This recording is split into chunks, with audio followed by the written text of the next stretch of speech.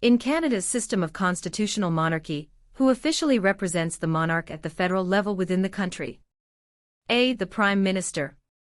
B. The Speaker of the House of Commons. C. The Governor-General. D. The Chief Justice of Canada. Answer: C. Canada is a constitutional monarchy, meaning the monarch is the official head of state. However, the monarch does not live in Canada, so their responsibilities are carried out by the Governor-General. The Governor-General performs important ceremonial and constitutional duties, such as granting royal assent to legislation, summoning Parliament, and representing Canada at official events. Although the position is largely symbolic, it plays a crucial role in maintaining the constitutional framework of Canada's government.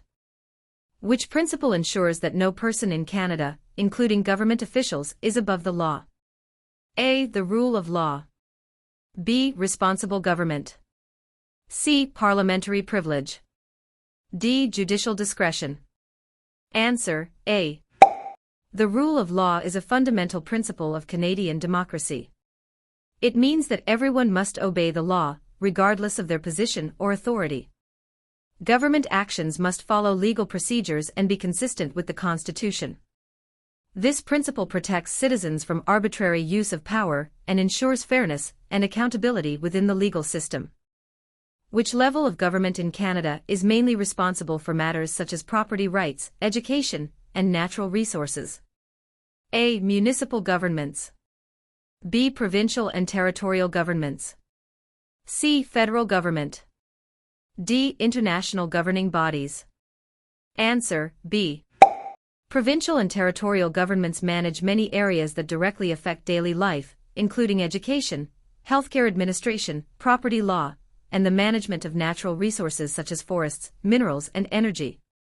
These responsibilities are outlined in the Constitution Act, which divides powers between the federal and provincial levels. What is the main purpose of the Canadian Senate in the legislative process? A. Enforce criminal laws. B. Review and revise legislation passed by the House of Commons. C. Represent municipal governments. D. Conduct federal elections. Answer: B. The Senate is the upper chamber of Canada's Parliament. Senators review legislation that has already been passed by the House of Commons. Their role is to provide careful examination of proposed laws and suggest improvements if necessary.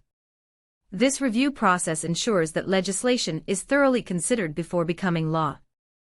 Which historical agreement in 1867 created the original Dominion of Canada? A. The Treaty of Westminster. B. The Charter Agreement. C. The Constitution Act of 1982. D. The British North America Act. Answer: D. The British North America Act of 1867, now called the Constitution Act, created the Dominion of Canada by uniting several British colonies. This act established Canada's federal system of government and divided powers between the national and provincial governments. It remains a foundational document in Canadian constitutional law. Which Canadian responsibility applies specifically to citizens and reflects participation in the democratic process? A. Obeying traffic laws. B. Serving on municipal committees. C. Voting in federal, provincial, and local elections. D. Paying provincial taxes. Answer: C. Voting is one of the most important responsibilities of Canadian citizens. Through voting, citizens choose representatives who will make decisions about laws, policies, and government programs. Participation in elections helps maintain democratic governance and ensures that government reflects the will of the people. In Canada, what is the primary role of the Supreme Court of Canada? A. Manage provincial governments. B. Approve federal budgets. C. Interpret laws and the Constitution. D. Conduct national elections. Answer: C. The Supreme Court of Canada is the highest court in the country. It interprets laws, resolves legal disputes, and ensures that legislation is consistent with the Constitution. Its decisions set legal precedents that lower courts must follow. The court plays a vital role in protecting rights and maintaining the rule of law. What is the term used for a geographic area represented by a Member of Parliament in Canada? A. Ward. B. Territory. C. Riding. D. District Council. Answer, C. In Canada, a riding is an electoral district represented by a member of Parliament in the House of Commons. Each riding elects one MP who represents the interests and concerns of residents in that area. Ridings ensure that different regions and communities have representation in federal government decision-making. Which Canadian symbol appears on the national flag and represents the country's identity? A. Maple leaf. B. Polar bear. C. Beaver dam. D. Pine tree. Answer, A. The maple leaf is one of Canada's most recognized national symbols. It appears prominently on the national flag and has long been associated with Canadian identity. The symbol reflects Canada's natural heritage and unity as a nation, representing the country both domestically and internationally. Which group of people were the earliest known inhabitants of the land that is now Canada? A. European explorers. B. Loyalist settlers. C. French traders. D. Indigenous peoples. Answer, D. Indigenous peoples, including First Nations, Inuit, and Métis communities, were the original inhabitants of Canada long before European exploration began. They developed rich cultures, languages, and governance systems. Their historical and cultural contributions continue to play an essential role in Canadian society today. What is the primary function of municipal governments in Canada? A. Manage foreign policy. B. Provide local services such as water, roads, and waste collection. C. Control immigration policies. D. Regulate national banking systems. Answer, B. Municipal governments operate at the local level and are responsible for providing services that affect everyday community life. These include maintaining local roads, water supply systems, waste collection, and public transportation. Municipal governments operate under authority granted by provincial governments. Which Canadian region joined Confederation in 1949, becoming the newest province? A. Yukon. B. Nunavut. C. Newfoundland and Labrador. D. Prince Edward Island. Answer, C. Newfoundland and Labrador became Canada's 10th province in 1949, after a public vote supported joining the country. Before Confederation, it had been a British Dominion. Its entry into Canada expanded the country's territory and strengthened national unity across the Atlantic region. What does the concept of responsible government mean in Canada's parliamentary system? A. Courts appoint the Prime Minister. B. The military controls government decisions. C. Government leaders must maintain the confidence of elected representatives. D. Citizens directly vote on every law. Answer, C. Responsible government means that the executive branch, including the Prime Minister and Cabinet, must maintain the support of the elected House of Commons. If the government loses the confidence of Parliament, it may be required to resign or call an election. This principle ensures democratic accountability. Which Canadian institution is responsible for conducting federal elections? A. Canada Revenue Agency. B. Elections Canada. C. Federal Court. D. Department of Justice. Answer, B. Elections Canada is an independent, nonpartisan agency responsible for administering federal elections and referendums. It ensures elections are conducted fairly and transparently. The agency manages voter registration, supervises voting procedures, and counts ballots to maintain trust in the democratic process. What is one key responsibility shared by all people living in Canada, whether citizens or not? A. Participating in political parties. B. Obeying the law. C. Running for public office. D. Serving in the Senate. Answer, B. Obeying the law is a fundamental responsibility for everyone living in Canada. Laws exist to maintain order, protect rights, and ensure safety. Respecting laws helps create a stable and fair society where individuals can live and work peacefully. Which body formally gives final approval for a bill to become law in Canada? A. The Governor-General granting royal assent. B. The provincial premiers. C. The Supreme Court. D. Municipal councils. Answer: A. After a bill passes both the House of Commons and the Senate, it must receive royal assent from the Governor-General before becoming law. This step represents the monarch's formal approval of legislation and is part of Canada's constitutional tradition. Which ocean borders Canada on the eastern side of the country?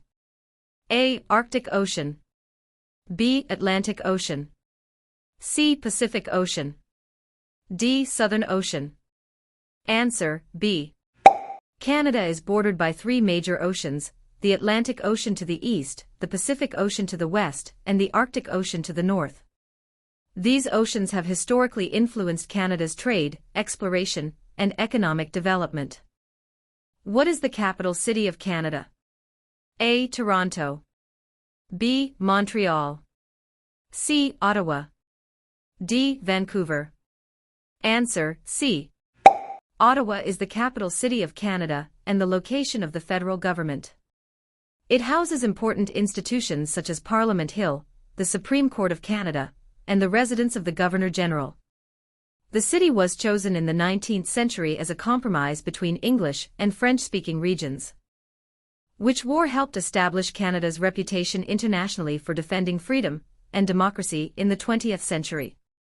A. War of 1812. B. American Civil War. C. World War I. D. Boer War. Answer: C. Canadian soldiers played a significant role in World War I, particularly in battles such as Vimy Ridge. Their efforts strengthened Canada's international reputation and contributed to the country gaining greater independence in foreign affairs following the war. What does becoming a Canadian citizen allow a person to do that permanent residents cannot? A. Live in Canada. B. Work anywhere in the country. C. Access public health care. D. Vote in federal elections. Answer: D. One of the key rights of Canadian citizenship is the ability to vote in federal, provincial, and municipal elections. Permanent residents can live and work in Canada but cannot vote or run for public office. Citizenship provides full participation in Canada's democratic system. Canada has two official languages that are used in federal government services and institutions. Which pair correctly represents Canada's official languages recognized in the Constitution? A. English and Spanish. B. English and French. C. French and German. D. English and Portuguese. Answer: B. Canada officially recognizes English and French as its two official languages. This status is protected by the Canadian Constitution and the Official Languages Act. Federal services must be available in both languages whenever there is significant demand. This policy reflects the historical presence of both English and French communities, particularly after the British and French colonial periods. Citizens may interact with the federal government, courts, and many institutions in either language, which promotes equality and national unity between linguistic groups. In the Canadian system of government, which branch is responsible for interpreting laws and ensuring that they follow the Constitution? A. Executive branch. B. Legislative branch. C. Judicial branch. D. Municipal government. Answer: C. The judicial branch is responsible for interpreting laws and determining whether those laws follow the Constitution. Courts, including the Supreme Court of Canada, review legal disputes, and ensure that legislation respects constitutional rights and freedoms. Judges operate independently from political influence so they can make fair decisions. Their rulings may invalidate laws that conflict with constitutional principles, which protects democracy and individual rights in Canada. Which Canadian national symbol represents the country's natural heritage and appears prominently on the national flag? A. Maple leaf. B. Beaver. C. Crown. D. Polar bear. Answer: A. The maple leaf is the most recognizable national symbol of Canada and appears on the country's red and white national flag.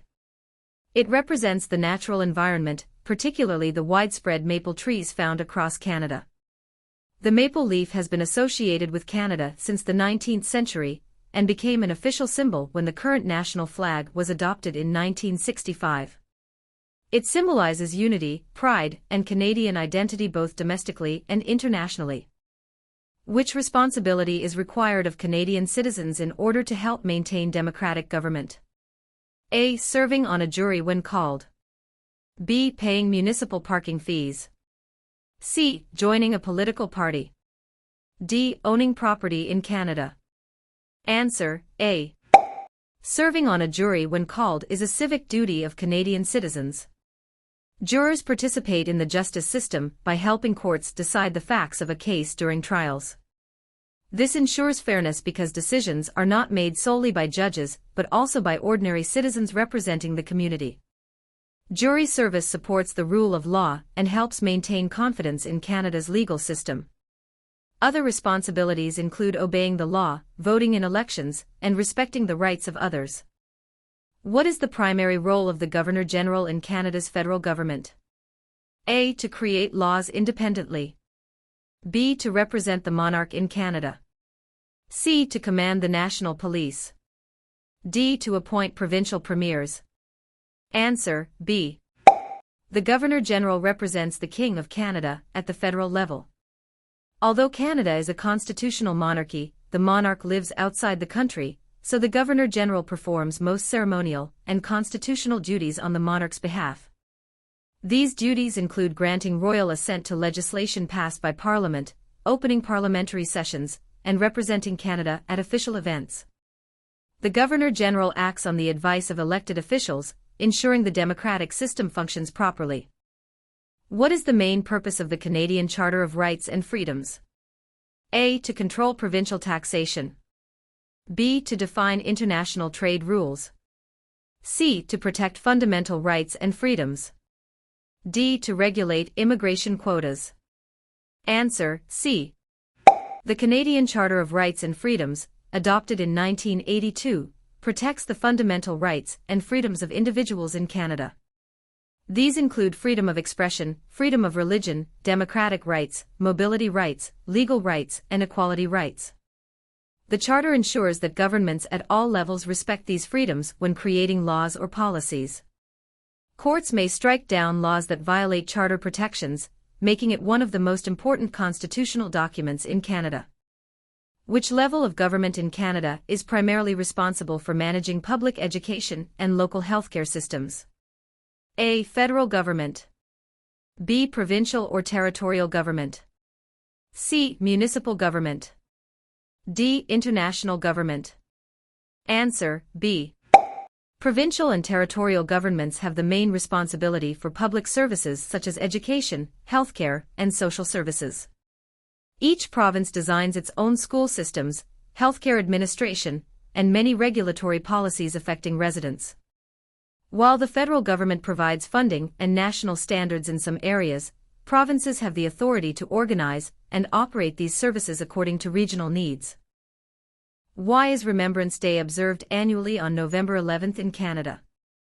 A. To celebrate Canada's independence. B. To mark the founding of Parliament. C. To honor soldiers who served and died in wars. D. To recognize Canadian inventors. Answer: C. Remembrance Day is observed on November 11th to honor the sacrifices made by Canadian soldiers and veterans who served in wars, conflicts, and peacekeeping missions. The date marks the end of the First World War in 1918, when the armistice was signed. Canadians observe moments of silence, wear red poppies, and attend ceremonies at war memorials to remember those who served and to reflect on the importance of peace. Which natural resource has historically played a major role in Canada's economic development and trade?